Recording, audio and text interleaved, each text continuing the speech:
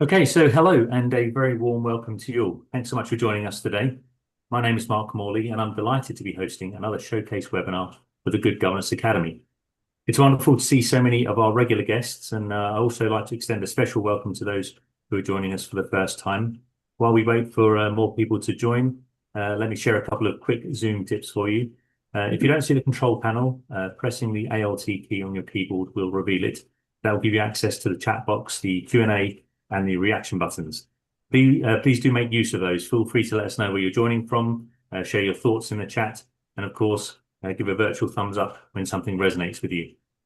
If you have any questions for our speakers, please use the Q&A box rather than the chat box so that I can address these either during the discussion or at the end.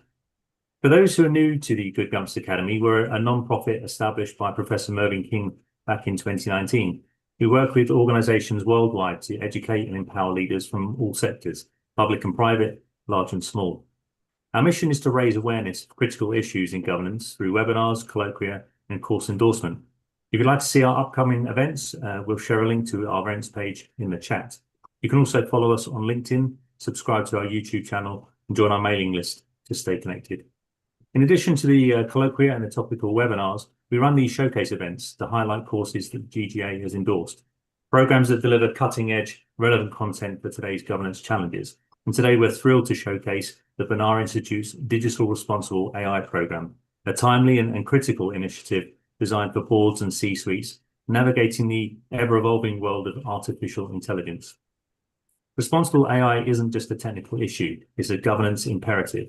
And this program equips leaders with the tools and the frameworks they need to ensure that AI is implemented responsibly, ethically, and sustainably, balancing both innovation and accountability.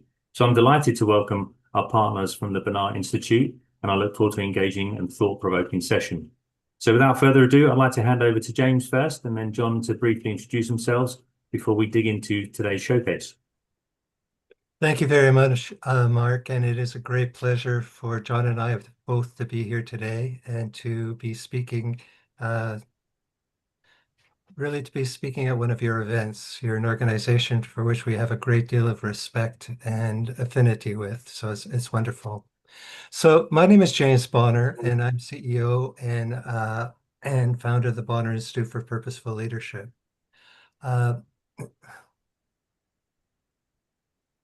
I started my professional life as an academic. And so I was an academic for a number of years, mostly as teaching, but a little bit on the administrative side. And after approximately 7 years as an academic, I then became an administrator and executive in the non-for-profit sector. And from the non-for-profit sector, I moved to government. And then after that, I finally ended up in business. And in business, I had a career of over 25 years as a senior executive in Canada, French-speaking Europe, the United States, and Mexico. And in 2014, I founded the Bonar Institute for Purposeful Leadership. So we define ourselves as a Bonar Institute as a strategic advisory firm that partners with high-performing companies to optimize board and executive talent through purpose. And our particular emphasis is on AI, especially as it evolves and it's becoming more and more pervasive throughout the world. And we'll be speaking about this more today. That would probably do it for me. John? Hello, I'm John Barker. I'm Senior VP of AI at the Bonar Institute. I'm also partner and co-founder at the CISO law firm, a law firm devoted to advocating for chief information security officers. I am also a frequent speaker at major cybersecurity conferences. I hope some of you will join those conferences because cybersecurity is relevant to AI. I've had various roles in my career, including being a lawyer or building products and services for lawyers that use old-fashioned artificial intelligence, which had a more deterministic outcome and lower risk than generative AI and agentic AI. And I'm delighted to be here today. Wonderful. Thank you both. So rather than dive straight into your course, which I'm sure everyone's eager to see, I thought we'd go through some questions on the responsible use of AI and where that all starts, and then we can feed into your course as we go through. So, given the rapid evolution of AI, particularly the emergence of agentic AI, how must the core tenets of effective leadership at the board and C-suite level fundamentally shift to navigate this new landscape? James, would you like to start, or I can? Well, I'll start, John, and you join in. Okay. So, how is it affecting the C-suite and how the C-suite sees the world? You're quite right when you're talking about how AI today is pervasive, how it is accelerating at warp speed almost, and that we have seen in the past only few years it going from predictive to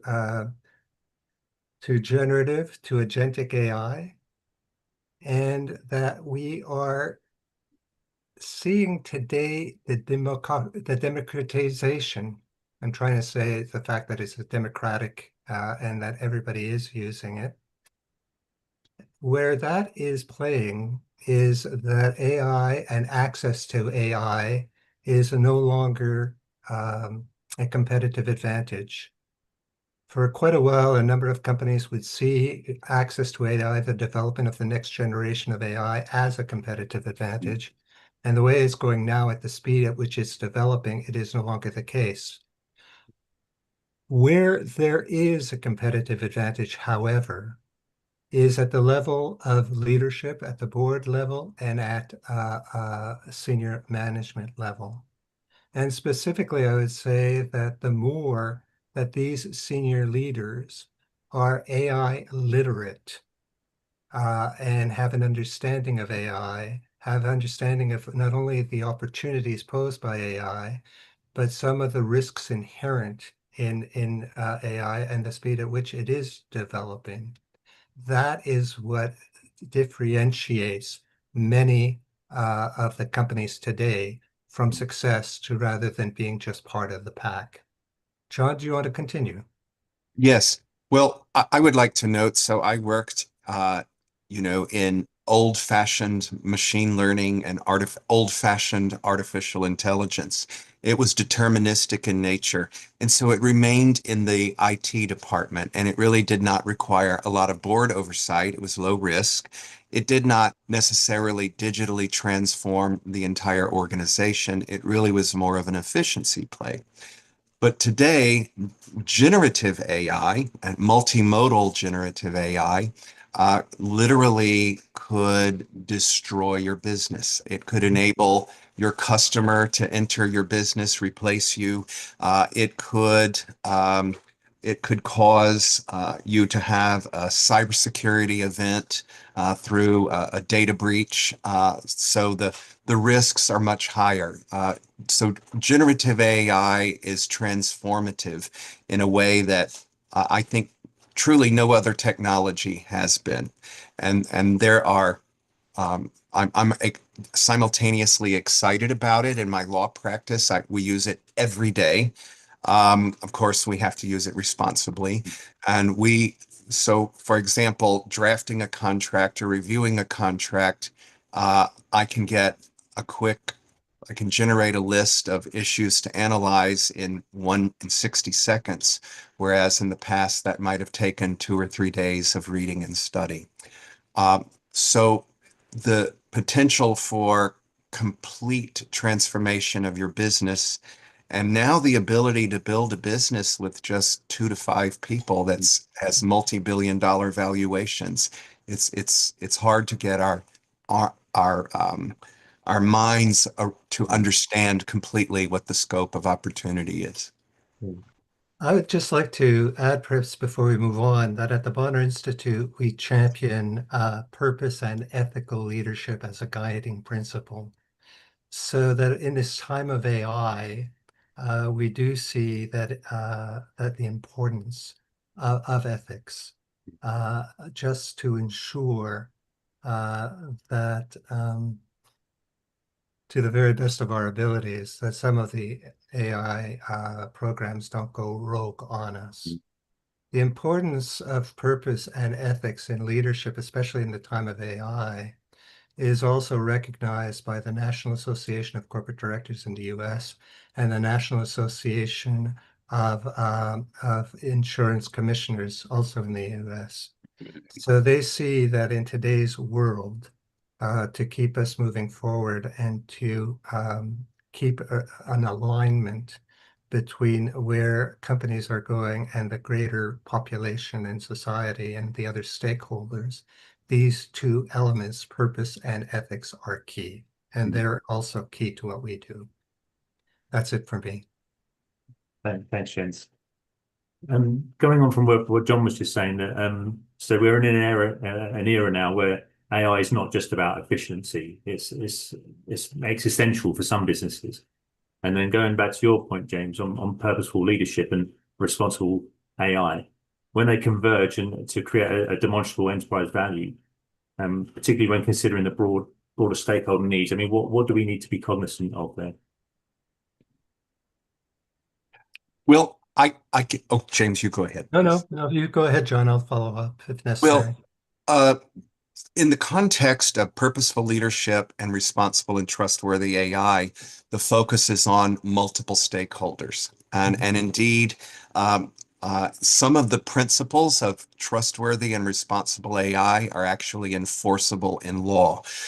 Sometimes people hear responsible and trustworthy, and they sound like fuzzy concepts that are more on the emotional side, but they are not. So I first would like to note the European Union Artificial Intelligence Act has specific articles about ethics, accountability, trustworthiness, privacy, data security, that are absolutely enforceable in law.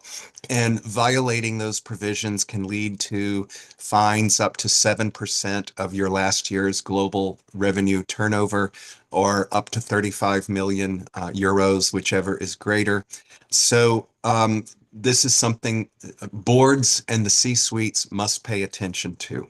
So in the laws and regulations, as well as voluntary frameworks, such as ISO 42001 and the NIST, National Institute of Standards and Technology, Artificial Intelligence Risk Management Framework, also note the need to consider multiple stakeholders when you're setting up your AI system and your AI governance. And those stakeholders include, obviously, your business, your employees, your customers, your regulators, wherever they are, society in general. What are your, we have to go back to the fundamental purpose of a business. All businesses must be consistent with public policy. So that imposes a duty to consider the public in general for your business. So I'll just leave it there, but multiple stakeholders, that's the key word to remember. And when we're speaking about multiple stakeholders, one of the stakeholders we often don't pay enough attention to, funny enough, are the internal stakeholders, especially today, where the attraction of AI, the frenzy over AI, has led many organizations to go on a false premise that AI can replace human employees. Now, this is a false premise, and we can speak about that later if you wish. But what that means is that if they do not pay attention, the companies do not pay attention to their human employees sufficiently, that will lead to demotivation. That will lead to situations where, for the sake of self-preservation, some of these employees may even be apt to want to sabotage really the deployment of the AI and so forth. So this is very important. And as John was saying, we're talking about all the other stakeholders and the internal ones. It has to start at the very beginning of when people are talking about creating their AI programs and how they're going to deploy it.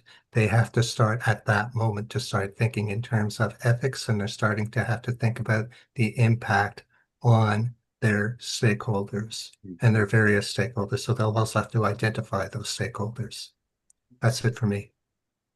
What James brought up 2 points I'd like to elaborate on just a little bit.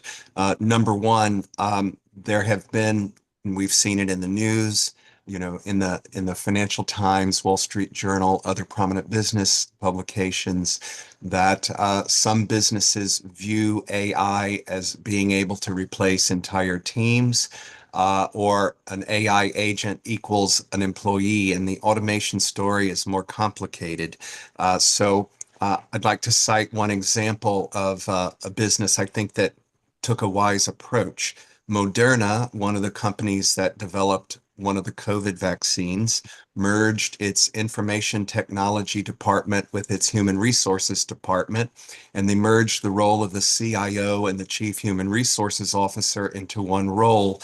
And that individual manages the digital workforce and the more than 3,000 AI agents and their human employees. And that's going to be the new challenge. The second thing that James talked about is what I call the human firewall. I've presented about this at RSA, and I'm going to lead a panel on this at the Internet Security Congress. And the human firewall issue is you must set up robust AI governance processes. And I won't go deep into detail, but the reason that is important, Ryder AI did a survey of 1,600 business executives and knowledge workers. And in that survey, Generation Z employees anonymously admitted 37% of those surveyed anonymously admitted to proactively sabotaging their business's AI because they want to corrupt it because they don't want job loss.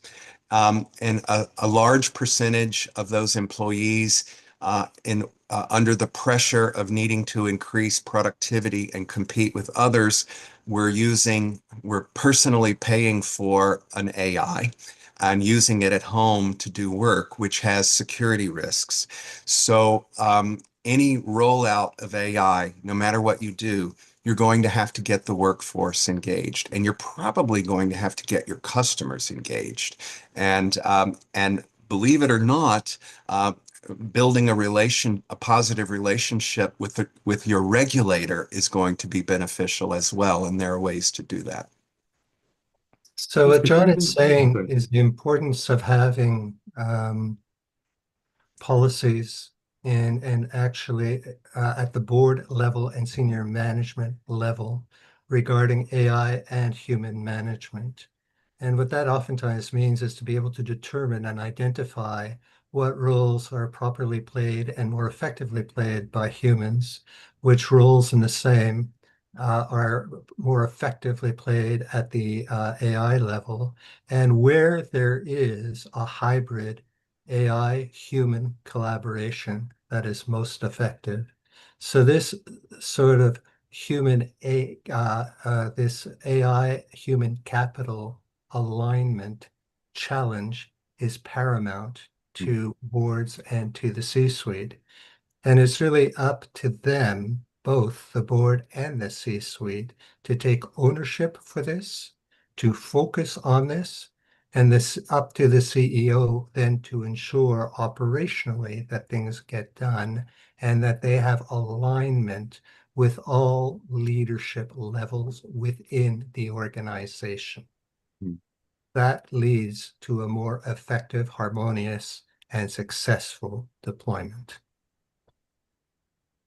So staying on that topic there, I mean, whenever I've spoken to anyone about AI, it all comes down to job losses. How's this going to impact me in the future? Who's going to continue to be employed and who's going to be kicked to one side?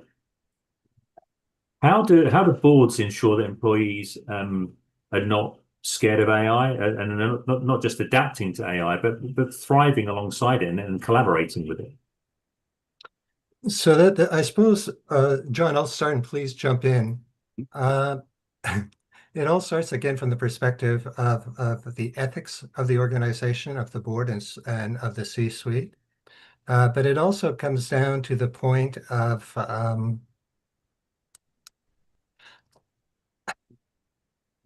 the board recognizing that AI is not just a technological upgrade, that it is transformational, not only from the point of view of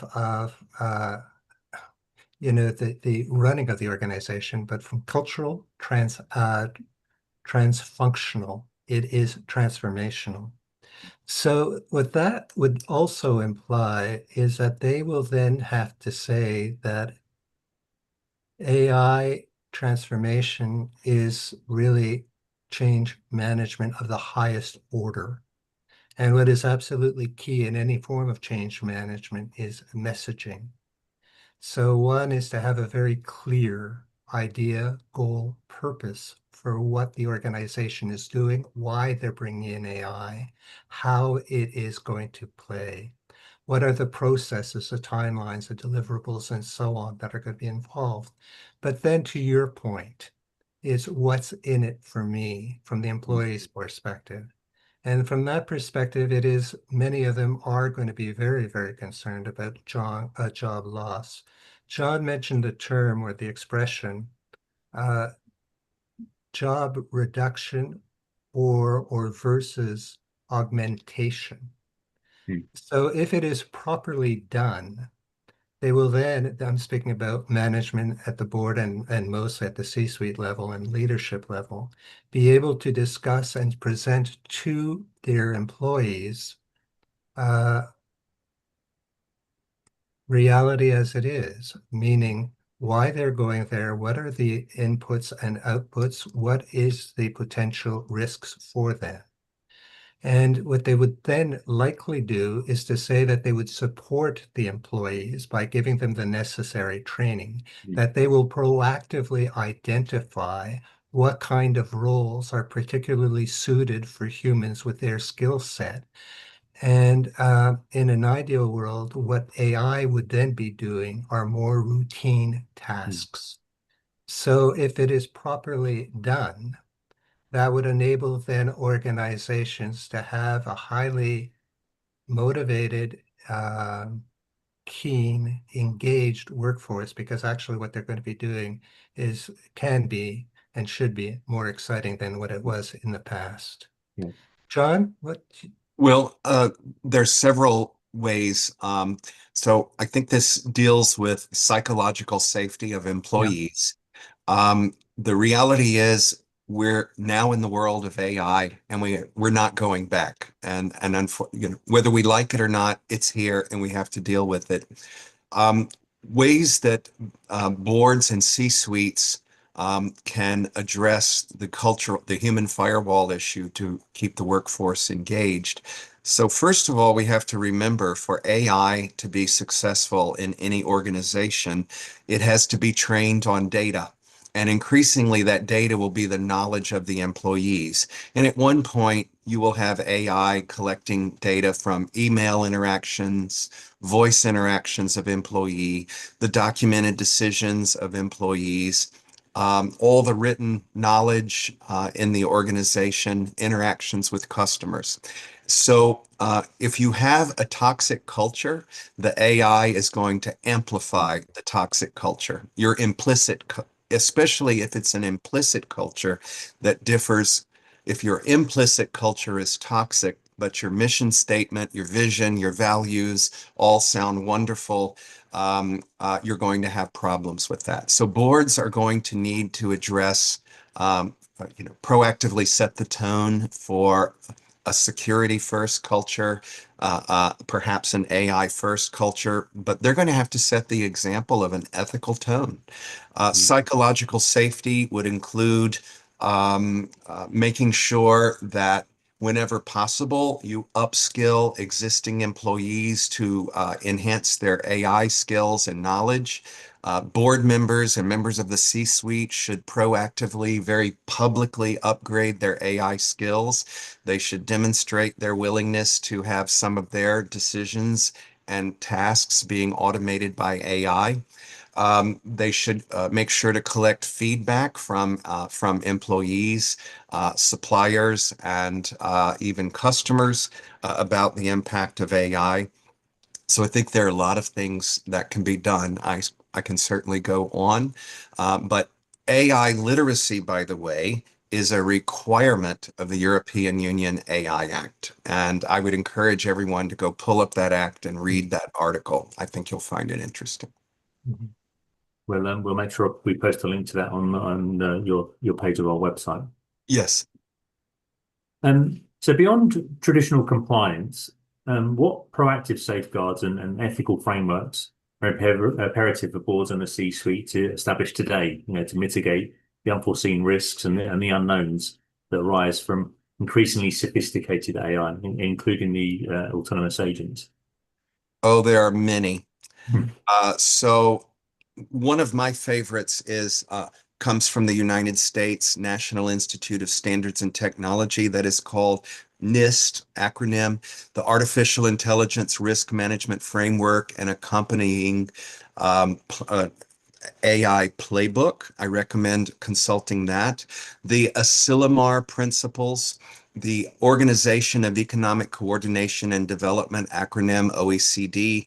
They have trustworthy and responsible AI principles, which fed into the NIST AI risk management framework. It was an influence on the European Union AI Act.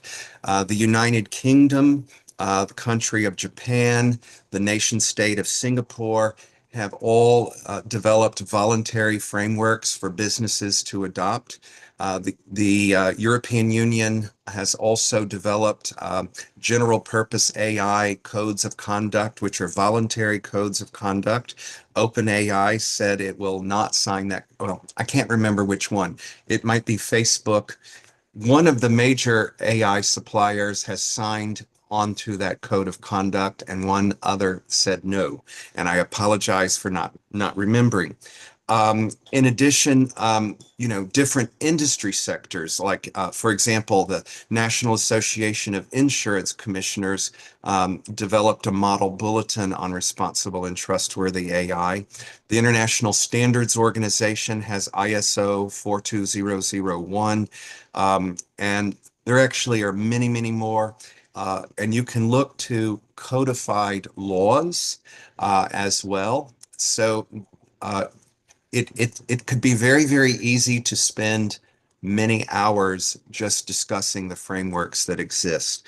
My recommendation, because the content is overwhelming, find one framework and just study it and become very familiar with those principles. And our digital modular program at the Bonar Institute does pull content from the NIST, AIRMF, OECD, as well as the European Union AI Act, and that can give a nice overview. Great. James, did we want to add to that? No, I think John covered it very well. No, that's good. Thank you. Perfect. So, talking a bit more about your program now, it emphasizes the real, relevant, and meaningful AI use case risk scenarios. So, could you elaborate on how boards and C-suites can effectively identify and prioritize these specific risks, Yes, especially those stemming from the potential for agentic AI to make yes, independent decisions? yes. So I can show some, I can share my screen and show a Wonderful. few slides of it. But before I do that, I would like to note that any framework that you look at, and my favorites remain ISO 42001 and the NIST AI Risk Management Framework. And there's a crosswalk developed by NIST that ties principles of the NIST framework to the ISO 42001. Both of those frameworks have focus on governance, setting up AI governance. And you will see reference to the governing authority because many privately held organizations do not have a board of directors, but they do have a governing authority. And but the beauty of the NIST framework is it was designed to be industry agnostic, and it was designed to be usable by any size organization. And it has a core function called govern. And that is an activity, and I recommend, everyone take a look at that. And there are many wonderful YouTube videos about that as well. So there's a lot of guidance. There is another resource I'd like to cite. So I have a master's in regulatory compliance. I'm a compliance nerd, I admit. But chapter 8 of and I don't remember the subchapter right now, but we can put a link to it. There's a subchapter in chapter 8 called Compliance and Ethics Programs, and it sets out 7 principles for boards and C-suites to follow in fulfillment of their fiduciary duties. And they map very nicely to the NIST AI Risk Management Framework. So I hope you can see my screen. We can, yes. And so this is the portal where you can access our online programs. And one of the programs is Responsible AI for Boards and C-suites. And we note the background of the program. We note the fact that no one is going to get an absolute competitive advantage merely by adopting AI. We now all have the ability to go access open source or proprietary AI. We all have access to the same technologies. And so we note that at the Bonar Institute, we assert that integrating the principles of purposeful leadership, and when board members and C-suite members and other individuals work on strengthening these attributes of purposeful leaders, 6 attributes, and integrate that purposeful leadership with responsible and trustworthy AI, those are the organizations that are going to have better long-term sustainable value. And the curriculum of our program, it's divided into 4 modules. I personally did develop the program. We update it quarterly, and I will be updating it for agentic AI, by the way. We have a resource library. And by the way, that resource library does link to the frameworks, but there's secondary literature that we'll constantly need to update. But the 4 modules, first of all, we have a welcome and introduction. We discuss fiduciary duties relevant to artificial intelligence. And by the way, fiduciary duties go back to the 1600s in the Netherlands. The Dutch East India Company had to develop fiduciary duties in order for business to function. So even if you look at the fiduciary duties of just one legal jurisdiction, they all came from the Netherlands, ultimately. A lot of people don't know. Some do believe they came from the British equivalent of the Dutch East India Company. So we go deep into the duty of care, duty of loyalty, duty of good faith. And in the United States, C-suite executives, as well as board members, all share the same fiduciary duties. Then we dive into artificial intelligence risks, artificial intelligence opportunities, and then we go deep into the board imperative of responsible AI and purposeful leadership.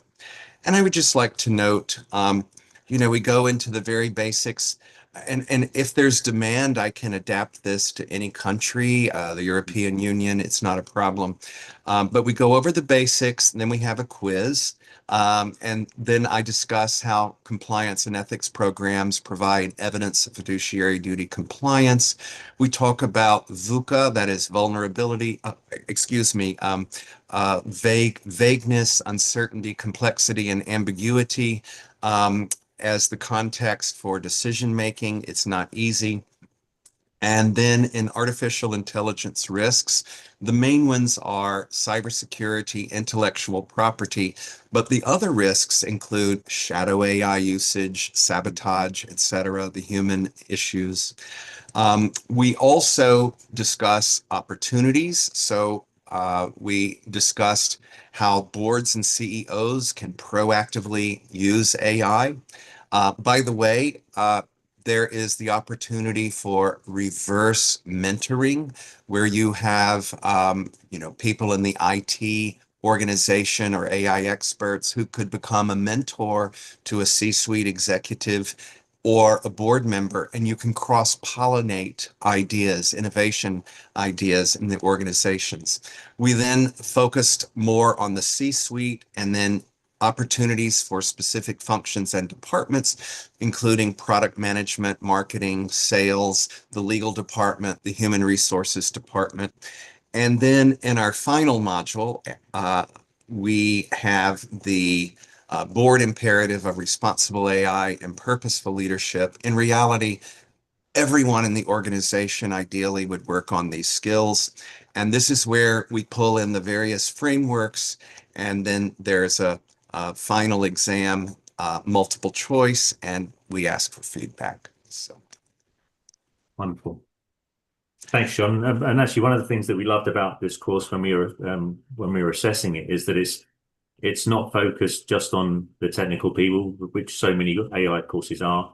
You concentrate on the opportunities of AI, not just the risks, which is also something a lot of people are doing. It's just kind of doom and gloom in this, brace for impact. But you're exploring the opportunities as well and how they can be explored. So there's a few things, well, many things that we loved about this course, but those are kind of specific ones.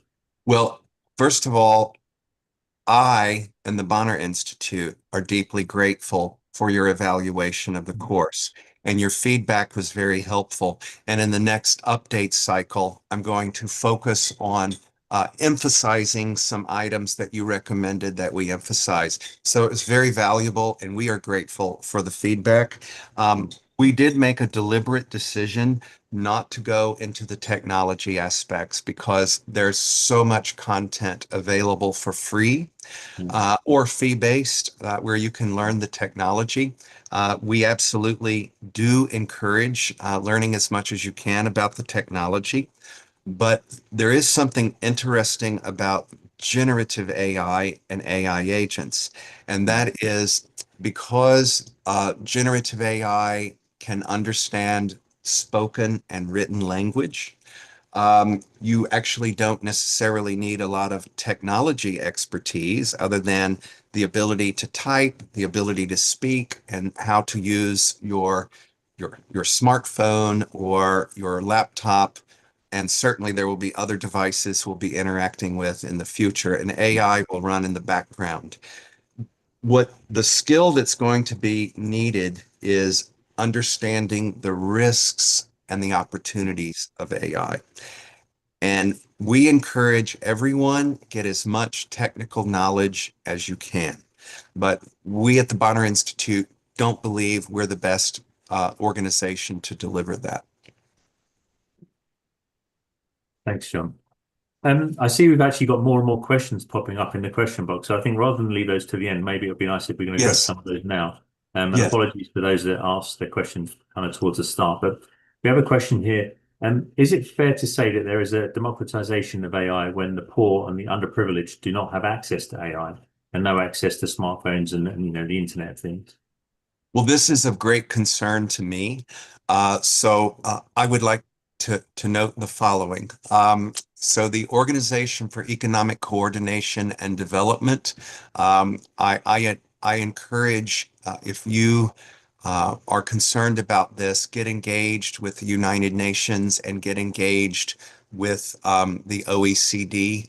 And if you live in a country that probably has some governmental organization that is interested in that, there will be nonprofit organizations that will address these issues. I also recommend to people in this meeting, you can also, if you have the means to do so, set up your own foundation to help democratize AI for the underprivileged. If you have knowledge, you can start volunteering and training.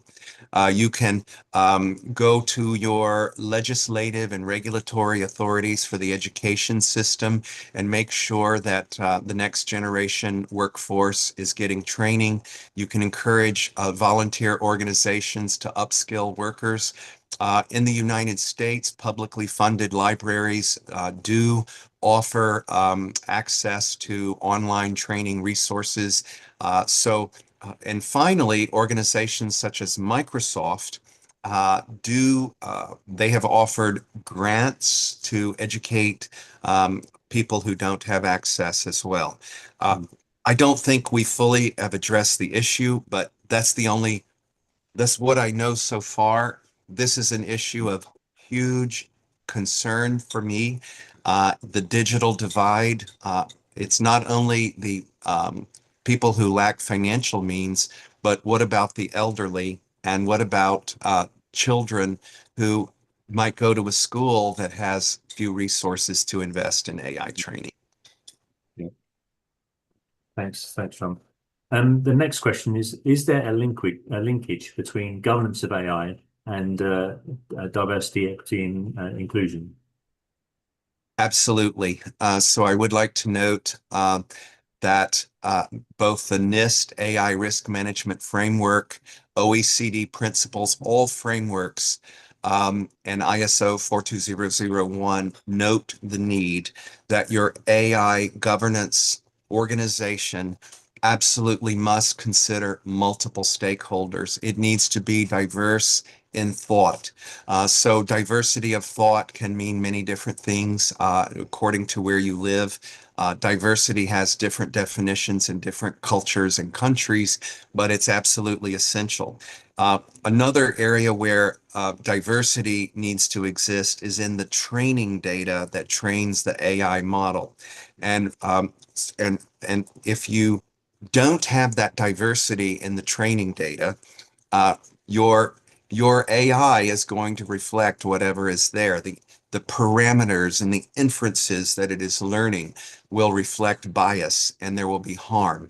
So another area where diversity comes in is after you have deployed your AI system, you must have continuous auditing and monitoring for bias. And this is a legal requirement as well. So that's the best that I can address that at the moment. Thanks, John. Coming back to you, you mentioned earlier, and this is another question. You mentioned earlier that Moderna had merged their IT and HR Yes. functions, and you thought that was a good move. And so the question is, what do you think why was that a good move to you? Well, first of all, I start on the premise that AI is here and we really have no choice but to accept it and deal with it. And the best thing to do is proactively manage it in an ethical and responsible way. Uh, so what I keep remembering is that the reality is AI agents are going to be colleagues of humans. AI agents are going to be on the team with a team of humans and other AI agents. And ultimately, AI is going to be evaluating the performance of human workers and even managing human workers. AI will be assisting in recruiting human workers. You're selecting employees or making recommendations whether to have an agent. So it is both a technology issue and a human issue. So I foresee a new role, and I don't know what that title is. I present to a lot of chief human resource officers, by the way, to their groups, and we discuss this. You know, what's the future of human resources? You're going to have a digital workforce and a human workforce. And depending on the culture you are in, you might have a chief financial officer who says, you know what? AI and human salaries are on two different places in our accounting system. And it's cheaper to buy software than it is to pay salaries and benefits to a human. I'd like to get rid of the human workforce as soon as possible. Moderna did not take that approach. Moderna took the proactive approach of, you know, let's upskill our existing employees. Let's find a way to make AI and humans work together. We do have a lot of literature. If you go, you can go into Google News. You will find many examples of failed AI rollouts and very discouraged workforces, and then you find examples of extremely successful rollouts. And let's analyze what's different. Great. Thanks, John. Another question here is, regulators internationally are technology agnostic. Do you believe that this will change with AI? I'm not completely in agreement that regulators are technology agnostic. Uh, I do there, and this gets into a very complex question. But certainly, regulators, well, let's just say governments are going to be using AI in warfare, national defense, and national security. And they're going to have to select a vendor unless they have enough money and tax revenue to build their own AI systems. And that's going to be hard for some countries. So automatically, when a vendor is selected for national security and national defense, you're not technology agnostic anymore.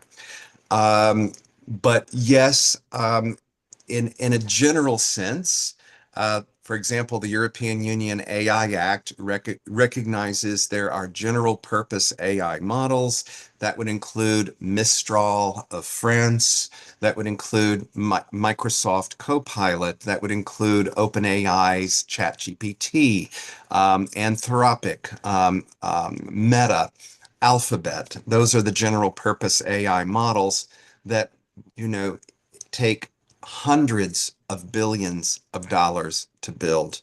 I also would like to note that China's DeepSeek has actually been banned in several countries. Italy, for example, has banned its use not by private citizens, but it has been banned in government offices. The US government has banned its use as well. So I, in one sense, there's technology agnosticism, in another, there's not. And tax policy will also influence this. I think it's a very complex issue. As another question here, as organizations transform into AI lean, do boards have to plan for significant portions of employees that will not be able to become productive in a new labor world? I do believe so. Because first, I would like to note that AI is, well, today's AI is a next generation automation technique. And whenever you automate a function or a task, you're going to change a person's job. So software coders, for example. I can say for sure in the United States, that entry-level programmers, there's just less demand for them now because of vibe coding and the ability to type in text and generate software code. So software coders now need to play more of a role of looking for mistakes in the AI generated code. That is a complete transformation of the software coder's job. Some software engineers say, you know what? I don't enjoy working with AI. I enjoy the intellectual challenge and the creativity of organically generating a software code. And now my job is to let the AI generate the code, and I'm debugging the code, and that's not what I signed up for. And those are the individuals that might leave your business and use an AI to create a business that competes with yours. So it's just an interesting issue. So I do believe there will be people who will not be able to adapt in the organization, and they will leave. So I would recommend to boards have a chief human resources officer on your board, or someone with human capital management expertise, and find a way to understand what the needs are of employees as they transition into this AI first world. Okay, thanks, John. Next question, and we have a few left here. Yes. How are boards managing the risk of AI? What are they doing differently? And do boards have the required AI skill for their oversight role? And this probably leads nicely into your Yes. question. Well, um, a wide variety of challenges. So I'm going to say something that I think is surprising to people. but the majority of businesses in the world are privately held and they don't have a board. Mm. They have maybe a CEO or a president, and we're talking businesses that bring in billions of dollars in revenue. Now, those businesses are likely going to have a board. So that's one issue. But now let's focus specifically on boards. So if you're a publicly held company, um, boards of publicly held companies have basically 8 functions. They have to maximize profit. They have to set the long-term vision and strategy for the organization.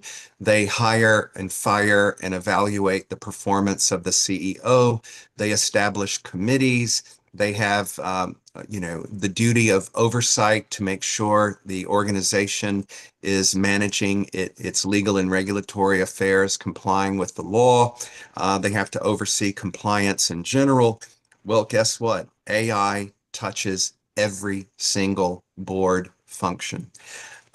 So I personally know of boards that are doing a very poor job of managing AI. My law firm encounters um, whistleblowers who have brought concerns to the board, and they've experienced retaliation for exposing weaknesses in the organization.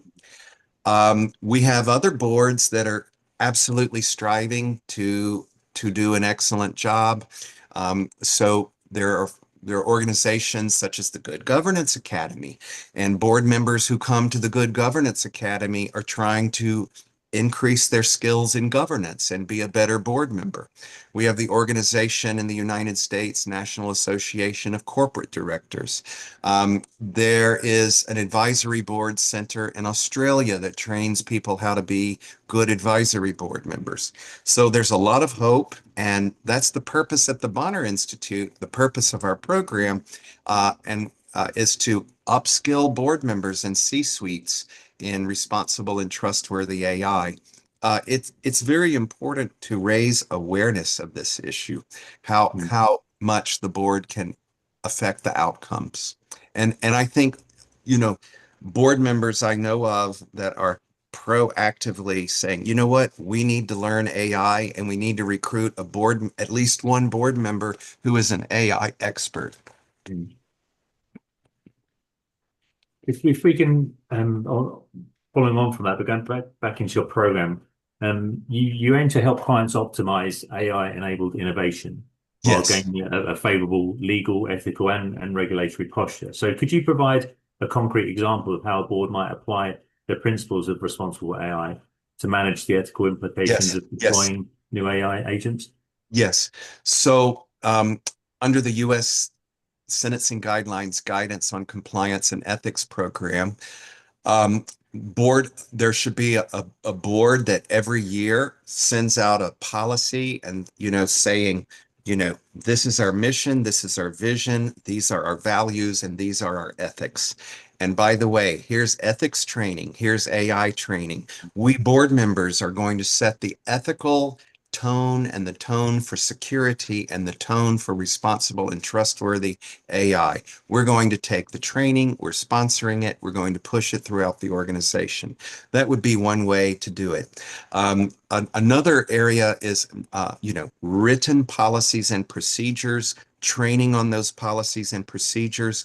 When there is a violation of a policy and a procedure, there is discipline, employee discipline up to and including termination. This is all in effective compliance and ethics programs. In addition, taking a proactive stance of getting a competent AI system for employees to use so they won't be motivated to use shadow AI. Making sure that if you are going to have a reduction in force, you communicate about it proactively.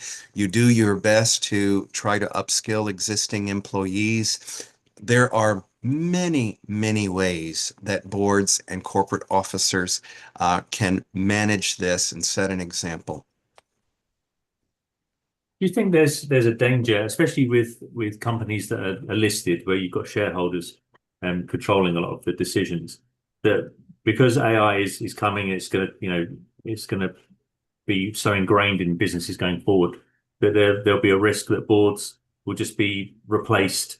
People that come up through the ranks and they've got financial backgrounds or operational backgrounds, that boards are just going to be replaced by, a group of technical guys that can just flood this company with AI. Do you think there's a risk of that could happen? I do not. I'm Right, sure there are people who fantasize about that, right. but I absolutely do not believe that will ever be possible. Number one, this is hard to imagine, but all the major general purpose AI systems, so let's think of ChatGPT, Meta, Mistral, the entire internet has been absorbed as training data. Mm. And we're now running out of new data and we're having to train with synthetic data.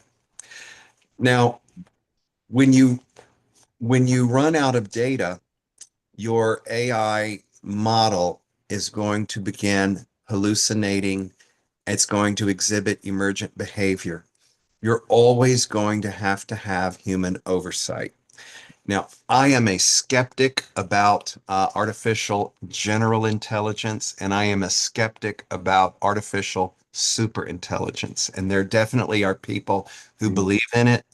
Um, Stock exchange rules are still geared towards human oversight.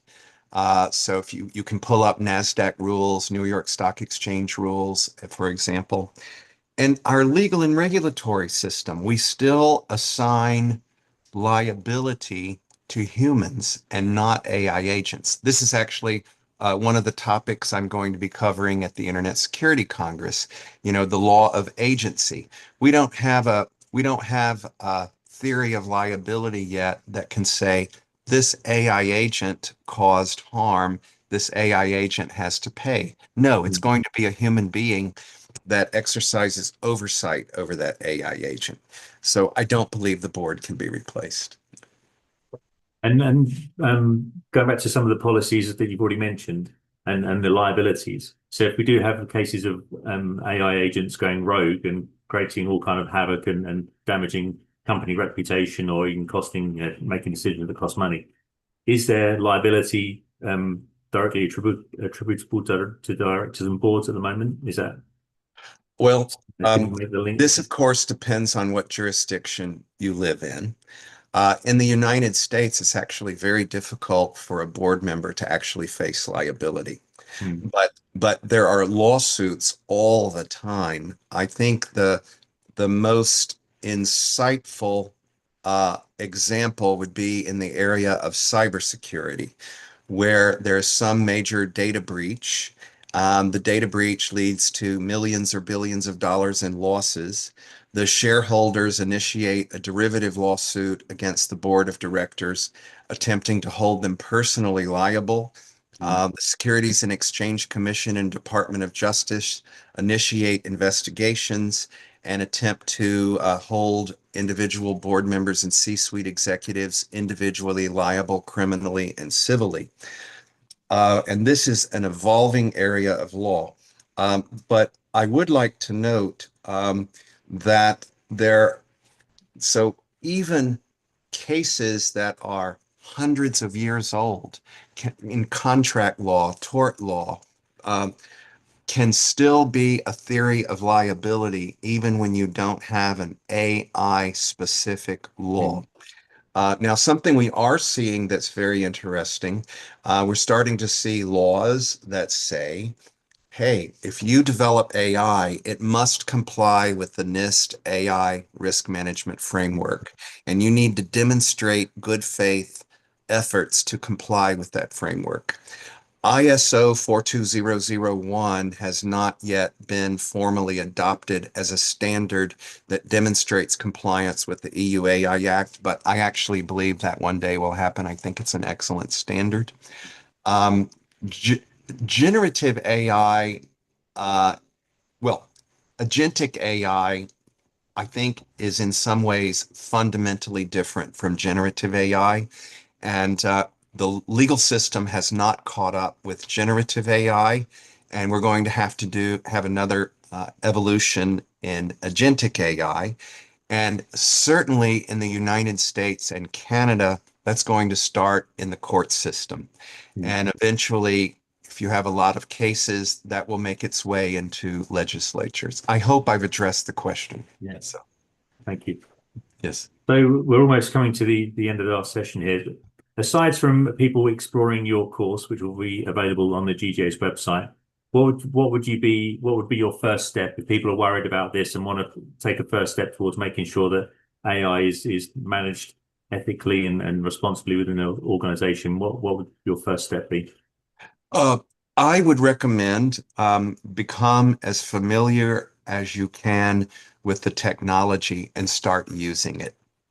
Right. And then you will start understanding that you're exposing your private data and how do you use the tools in the widely available models to protect your data.